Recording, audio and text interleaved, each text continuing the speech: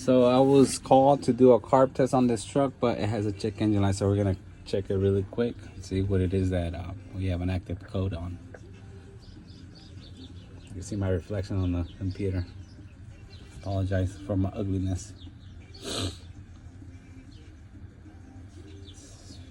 Perfect. So now that we have code, we have code active for after treatment 1 outlet knock sensor data not rational, drifted high.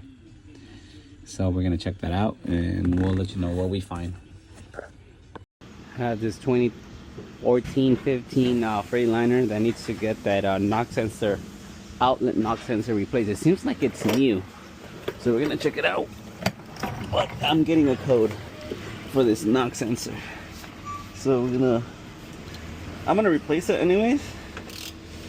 But I want to see if it's original, because sometimes they're not original. So just to inspect. There we have an original part on this truck.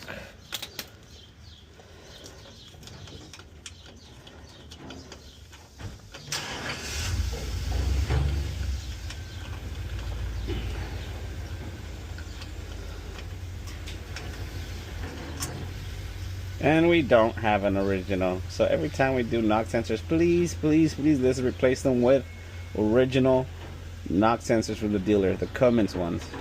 Please. This is the reason why we're getting a knock sensor code, because we replace them with aftermarket. So let's not do that. I'm gonna zip tie right here.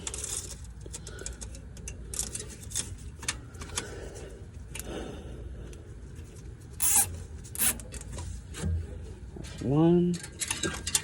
We're gonna zip tie over here, because that's how it was earlier.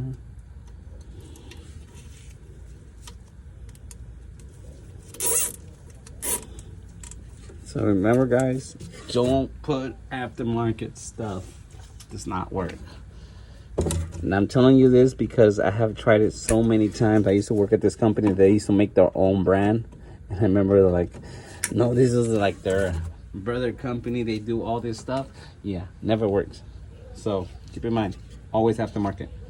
I'm telling you, I've dealt with this so many times. Okay, once again, all strapped.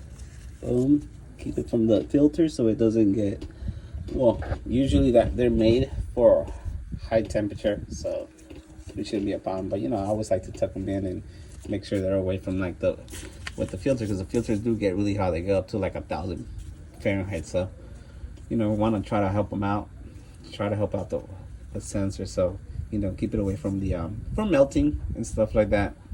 So we got this one, OEM. Sorry guys, but yeah, OEM. Boom. So now we're gonna do a region and we'll see how it reacts.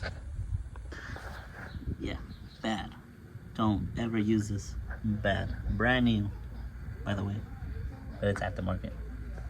So again, still active, even though I installed a new one. We're gonna run a region and see if it goes inactive. Performing our region. I just started right now, not too long ago. Time is, started the region at 6:23 to be exact. And now we're gonna go on to data monitor, just to make sure that the knock sensor is reading correctly. And after that, after I see that the knock sensor is reading correctly, I would stop the regeneration, reset the codes, and have the driver just keep driving it. Or because I really do need to do a CTC, which is a carb here in California, they're required to do like some type of smog.